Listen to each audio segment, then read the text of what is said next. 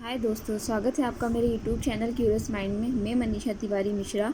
आज हम देखेंगे जनरल प्रिंसिपल्स और steps for construction of achievement test, यानी कि अचीवमेंट टेस्ट को किस तरह से बनाया जाता है उसके बारे में हम देखेंगे। प्लानिंग द टेस्ट, टेस्ट के बारे में कैसे नियोजन बनाना है। डिज़ाइनिंग द टेस्ट, यानी परीक्षण को डिज़ाइन करना। प्रिपरेशन ऑफ ब्लूप्रिंट, ब्लूप्रिंट को बनाना। देन प्रिपेयरिंग प्रिलिमिनरी ड्राफ्ट, यानी कि जो हमारी पूर्व नियोजित जो मसौदा होता है उसे तैयार करना। आइटम राइटिंग, इसमें रिटन वर्क करना है। आइटम एडिटिंग, एडिट करना है उसे टाइप करके, और कुछ सुधारनाएँ होती हैं उसे करना होता है। प्री ट्राई आउट, यानी कि पूर्व नियोजित है ना, उसे कहते हैं प्री ट्राई आउट, यानी कि फिर से किसी चीज़ को बनाना, pre try out. The try out, यानी कि बनाना उस चीज़ को, नियोजित करना। आइटम एनालिसिस, यानी कि विश्लेषण करना आइटम को। प्रिपेयरिंग द फाइनल ड्राफ्ट, अंतिम मसौदे की तैयारी करना। Establishment of reliability, validity and norms, यानी कि इन्हीं चीज़ों के ऊपर सारी जो पूरा परीक्षण है वो होना चाहिए।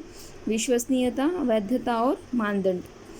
तो प्लानिंग द टेस्ट, टेस्ट की प्लानिंग किस तरह से होनी चाहिए। परीक्षण की planning of achievement test will be carried out with the help of 2 steps, यानी कि जो प्लानिंग है वो 2 स्टेप से होनी चाहिए। और पहला है डिज़ाइनिंग ऑफ टेस्ट, यानी कि परीक्षण को डिज़ाइन करना। Designing is most important step in the building test, यानी कि टेस्ट को बनाते समय हमें मेन जो महत्वपूर्ण जो स्टेप्स हैं, जो उसके स्तर है उन्हें देखना है। Designer should be careful about planning and making test successfully, यानी कि जो नियोजन होते हैं, जो डिज़ाइन करते हैं, वे बहुत ही सतर्क हो नियोजन बनाते वक्त, और उसे सक्सेसफुल यानी कि उसे पूरी तरीके से करने के लिए वे सक्षम हो। He should keep this in the mind that how and what types of questions are used, यानी कि उसे ये पता होना चाहिए कि किस प्रकार के और कैसे क्वेश्चंस उसे लेने हैं। He she has to decide weightage for different objectives and units in the course, यानी कि कोर्स के अंदर किस वेटेज पे, यानी कितने नंबर पे उनके उद्देश्यों और यूनिट्स में नंबर होने चाहिए, इसे वह सुनिश्चित करें। Following points helps designer to design test in systematic way, यानी कि नीचे कुछ स्तर दिए गए हैं या स्टेप्स दिए गए हैं जो कि मदद करेंगे ये डिसाइड करने में, ये सुनिश्चित करने में कि जो एग्ज़ाम परीक्षण है वो किस प्रकार से हो। आइडेंटिफिकेशन ऑफ ऑब्जेक्टिव्स, उद्देश्यों की पहचान हो। मेजरमेंट ऑफ कंटेंट, कंटेंट को मापा जा सके। अलॉटमेंट ऑफ टाइम, टाइम को विभाजित किया जा सके। अलॉटमेंट ऑफ मार्क्स, नंबर्स को इवैल्यूएट करे, नंबर्स को नियोजित करे। इंक्लूड मल्टीपल चॉइस क्वेश्चंस, यानी हर तरह के अलग अलग प्रकार के क्वेश्चंस हों। Emphasises on each subject and area of questions, यानी कि जो सब्जेक्ट है, जो विषय है, उस विषय के हर स्तर के क्वेश्चन को महत्व दें। प्रिपरेशन ऑफ ब्लूप्रिंट, यानी ब्लूप्रिंट कैसे बनाया जाए। After designing, preparation of blueprint is the last stage of the planning of test, यानी कि परीक्षण की ये सबसे अंतिम नियोजन होती है ब्लूप्रिंट, और इसे बनाते हैं ब्लूप्रिंट को। Here test constructor put various type of questions in blueprint and allot them marks depending on the time, यानी कि समय के आधार पर मार्क्स दिए जाते हैं और अलग अलग प्रकार के क्वेश्चंस इसमें रखे जाते हैं। The tester write down his decisions in the form of a blueprint, यानी कि अपने सारे नियोजन प्रश्न जो बनाते हैं वे अपने ब्लूप्रिंट में सारे नियोजन करते हैं, उसे ही ब्लूप्रिंट कहते हैं। Following figure is the example of blueprint, देखिए ब्लूप्रिंट का एक एग्जाम्पल आप यहाँ देख सकते हैं, ये है ब्लूप्रिंट का एक example. An example of a test blueprint, और यहाँ पे स्टूडेंट लर्निंग आउटकम है, यानी कि हाँ टीचर्स को क्या चाहिए स्टूडेंट से। उसके बाद कोर्स लर्निंग ऑब्जेक्टिव आउटकम, यानी कि जो उद्देश्य है वो वे क्या होने चाहिए। Follow the logic and flow of information in a program, ये इलेक्ट्रॉनिक से रिलेटेड है, कुछ क्वेश्चन ये कॉलेज लेवल का है, ये एक एग्जाम्पल है। हमारे स्कूल लेवल पे थोड़ा अलग ही होगा। उसके बाद ब्लूम्स टैक्सोनॉमी क्लासिफिकेशन होते हैं, नॉलेज कॉम्प्रहेंशन, उसके बाद ज्ञान समझ, नॉलेज कॉम्प्रहेंशन एनालिसिस, इस तरीके से चीज़ें दी गई हैं जिस पे आप नंबर और टेस्ट आइटम्स, यानी कि नंबर देंगे उनके हर एक आइटम में। ठीक है, जैसे कि नॉलेज के ऊपर कोई क्वेश्चन है तो उसमें 1 नंबर देंगे, समझ के ऊपर है उसके 1 नंबर देंगे। पॉइंट वैल्यू रहेगा, यानी कि जो पॉइंट वैल्यू 2 नंबर के होंगे, मतलब एक एक ऐसे 2 क्वेश्चन होंगे। देन वेटेज ऑफ टेस्ट, यानी टेस्ट का जो वेटेज रहेगा, इस टाइप के क्वेश्चंस को, नॉलेज को आप कितना दे रहे हैं, वहाँ पे 4 नंबर दे रहे हैं। ठीक है, यानी कि 2 क्वेश्चंस रहेंगे, 2 क्वेश्चंस रहेंगे 1 मार्क के, और वहाँ पे 4 नंबर रहेंगे। ठीक है, उसके बाद 4 नंबर के 1 क्वेश्चन रहेंगे और उसमें 8 मार्क्स रहेंगे। जी नहीं, ऐसा नहीं है। नंबर ऑफ टेस्ट आइटम्स, अच्छा 1 नंबर रहेगा, 2 नंबर के 1 नंबर रहेगा। 1 नंबर के अगर 2 क्वेश्चंस हैं तो 4 नंबर ठीक है, बट 1 नंबर के ही 2 क्वेश्चन होंगे तो 8 नंबर के होंगे, वे वेटेज रहेगा इसका कंप्रहेंशन में। उसके बाद नॉलेज के ऊपर रहेगा 1 number, then 2 numbers, point value 2 number, then weightage 4 number. Okay, then 2 number के 2 क्वेश्चंस होंगे, कंप्रहेंशन एनालिसिस। इसी प्रकार से सारे नंबर्स डिवाइड किए गए हैं कि उन्हें नॉलेज में, कंप्रहेंशन, इवैल्यूएशन, एनालिसिस में कितने नंबर्स देने हैं और कौन से उन्हें ऑब्जेक्टिव्स फुलफ़िल करानी है, उसके ऊपर उन्होंने मार्क्स डिसाइड किया है। तो ये एक ब्लूप्रिंट है, मसौदा है, जिसे देखकर ही टेस्ट मेकर अपने टेस्ट को काफ़ी अच्छी और आसान तरीके से अपने टेस्ट में अपने क्वेश्चंस को ऐड करके उसके नंबर्स अलॉट करते हैं समय के अनुसार। उसके बाद आप देखिए, with the completion of blueprint, the remaining decisions of the design will become the basis for writing the items, यानी कि ये कंप्लीट होने के बाद ब्लूप्रिंट, जो बचा हुआ जो नियोजन है वो डिज़ाइन, इसी के आधार पे आइटम्स को लिखा जाता है और उसके बारे में राइटिंग की जाती है। मसूदे की मतलब जो हमारा क्वेश्चन पेपर है उसके बारे में लिखा जाता है, मेन उसके उद्देश्य जो भी है उस क्वेश्चंस को रखे जाते हैं। प्रिलिमिनरी ड्राफ्ट, पूर्व नियोजित मसौदा। Preliminary draft is prepared by following 3 stages, यानी कि 3 स्तरों से बनाए जाते हैं प्रिलिमिनरी ड्राफ्ट। एक है आइटम राइटिंग। आइटम राइटिंग कैसी होनी चाहिए? It is important step in preliminary draft and here blueprint is used as a guide writing this draft, यानी इस ड्राफ्ट में आपको ब्लूप्रिंट गाइड करेगा, गाइड मतलब मार्गदर्शन करेगा कि किस तरीके से लिखना है, कौन से क्वेश्चंस को कितनी वैल्यू देनी है। Test conductor should have following points in mind when he writes items for preliminary draft, यानी कि जो टेस्ट लेने वाले हैं वे नीचे के जो पॉइंट दिए गए हैं उसे अपने दिमाग पर रखकर ये जो आइटम्स है उसे पूर्व नियोजित ड्राफ्ट में लिखेंगे। Each atom contain single idea, यानी कि हर एक जो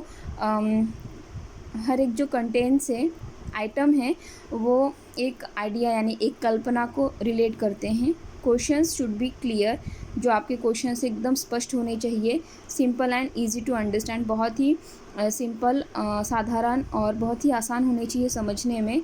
double barrelled question should be avoided, यानी कि डबल मीनिंग वाले जो क्वेश्चन हैं उन्हें अवॉइड करने चाहिए ताकि बच्चे कंफ्यूज ना हो।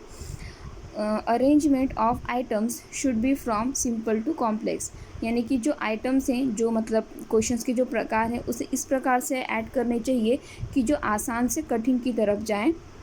Subjective questions should be avoided, यानी जो सब्जेक्टिव क्वेश्चंस होते हैं, fill in the blanks, match the pair, इस तरह के क्वेश्चंस को ज़्यादा ना इन्वॉल्व करें, ये अवॉइड करें इन्हें ज़्यादातर।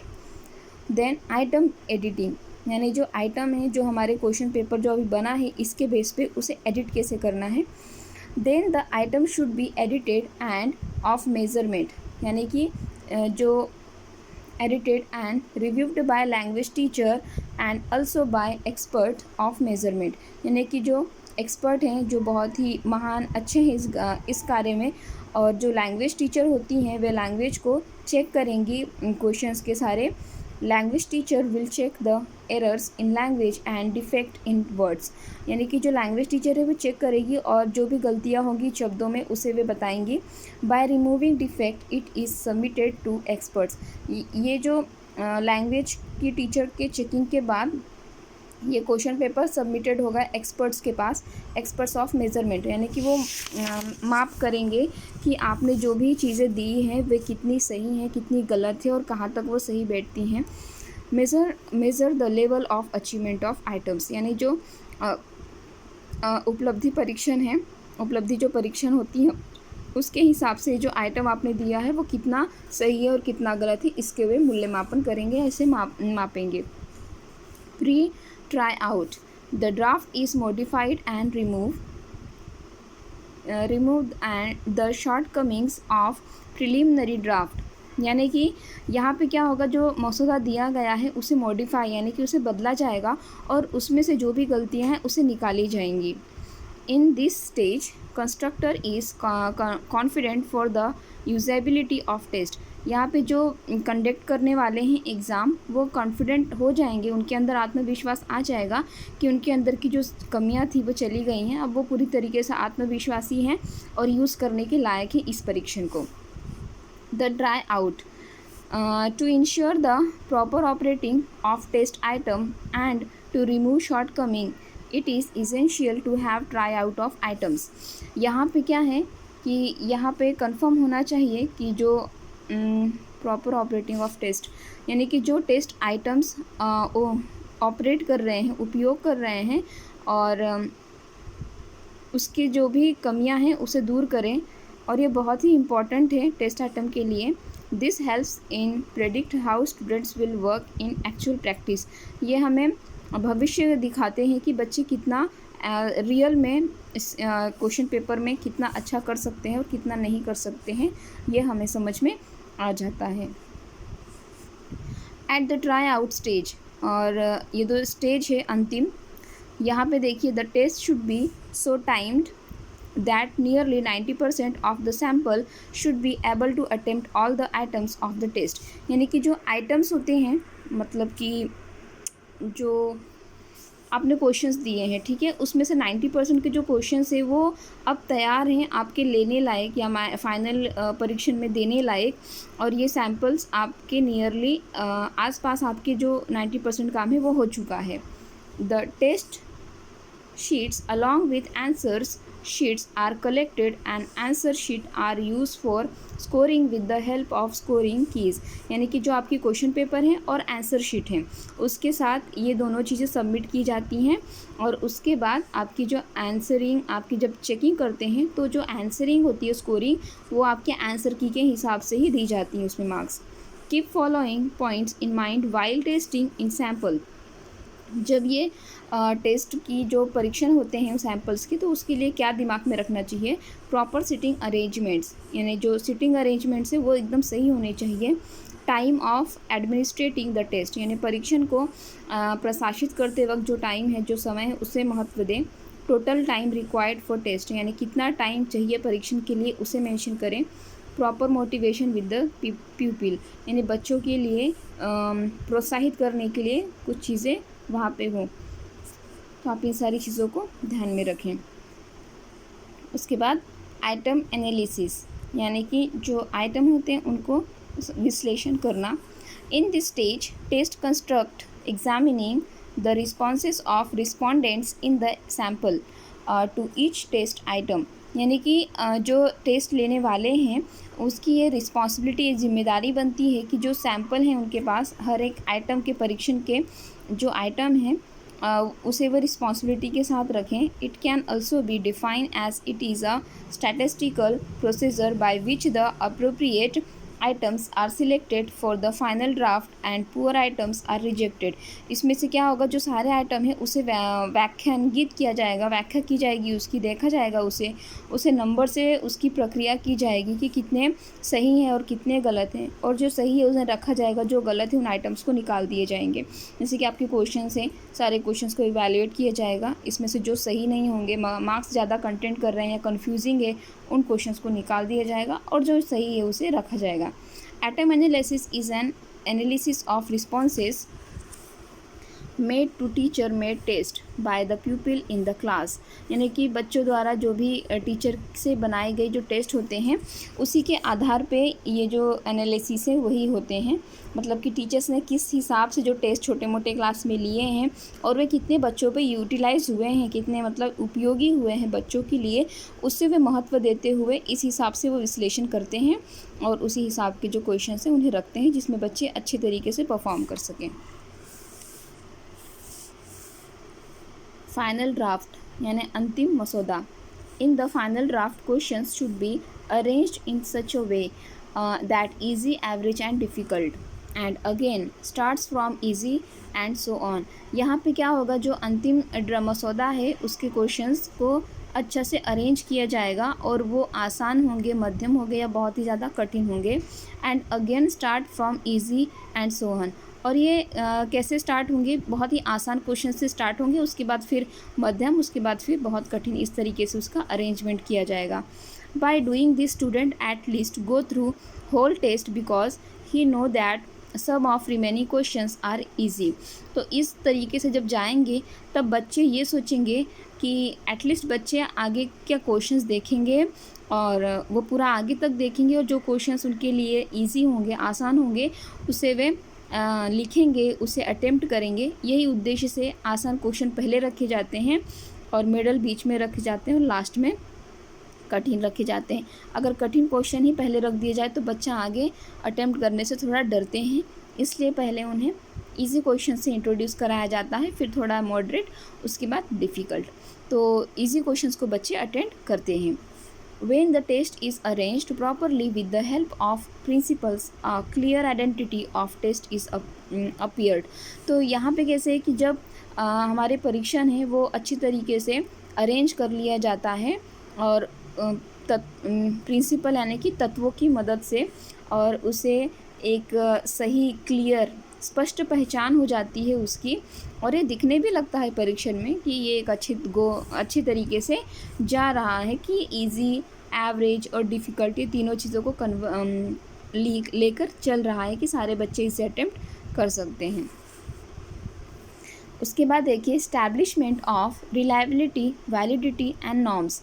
तो यहाँ पे देखिएगा विश्वसनीयता, वैधता और मानदंड, इन तीनों चीज़ों का जो स्टैब्लिशमेंट है यानी संपादन है वो कैसे किया गया है। With the selection of good items final draft has been prepared and the final step is establishment of reliability, validity and norms. These test items administered to a larger sample. तो देखिए जो हमारा सिलेक्शन हुआ है items का, यानी हमारे जो क्वेश्चन सिलेक्ट हो गए हैं फाइनल ड्राफ्ट में, अब यहाँ पे क्या होगा कि इसकी जो मेन जो इसकी मुख्य धाराएं हैं वो हैं विश्वसनीयता, वैधता और मानदंड। इन तीनों के आधार पर ही ये फाइनल हुए हैं। तो चलिए देखते हैं रिलायबिलिटी क्या है। और देखिए हमारे टेस्ट में, हमारे परीक्षण में रिलायबिलिटी, वैलिडिटी और नॉर्म्स को सबसे ज़्यादा वैल्यू दी गई है। तो देखिए रिलायबिलिटी क्या है। The reliability of a test measure whatever it measure, यानी कि विश्वसनीयता मतलब क्या होती है कि आप क्या चेक कर रहे हैं, क्या माप रहे हैं, क्या देख रहे हैं बच्चे के अंदर। There are many methods for computing the reliability of a test and the most appropriate method for computing reliability of achievement test is split half method. यानी कि अगर आप ये देखना चाहते हैं कि विश्वसनीयता की जो विधि है उसे कैसे जांचा जाए, तो यहाँ पे सबसे अच्छा है कंप्यूटिंग यानी जो कंपटीशन होते हैं, प्रतिस्पर्धा होती है, वो देख सकते हैं। प्रतिस्पर्धा परीक्षा आप देख सकते हैं जहाँ पे आप बार बार भी एक ही पेपर को लेंगे 10 मिनट के बाद, 15 मिनट के बाद, तो सेम मार्क्स ही आने हैं बच्चों को। तो ये है उसकी रिलायबिलिटी, ये विश्वसनीयता। अचीवमेंट टेस्ट इसका सबसे अच्छा एग्जाम्पल है, जो कि आधी विधि को निर्देशित करता है।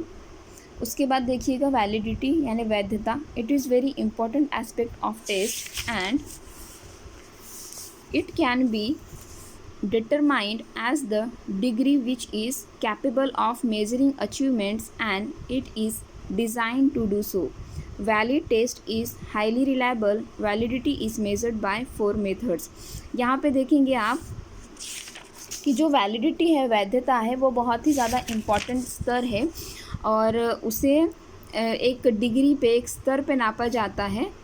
अचीवमेंट उसकी जो बच्चों ने क्या उपलब्धि की है, हासिल किया है, उसे मापा जाता है और इसका स्तर वैलिड टेस्ट यानी कि जो एक उपलब्धि परीक्षण है, वैधतापूर्ण जो परीक्षण है, उसे एक विश्वसनीयता के रूप से देखा गया है और इसकी 4 मेथड्स हैं, 4 विधियां हैं। फेस वैलिडिटी है। फेस वैलिडिटी वही है जो कि वैधता है, मेन जो उसके सामने जो दिखती है जो वैलिडिटी, वैधता, वो है। कंटेंट वैलिडिटी, जो कंटेंट दिए गए हैं जिसके आधार पे परीक्षण होनी है, वो कितनी वैलिडिटी है, उसे मैटर करता है।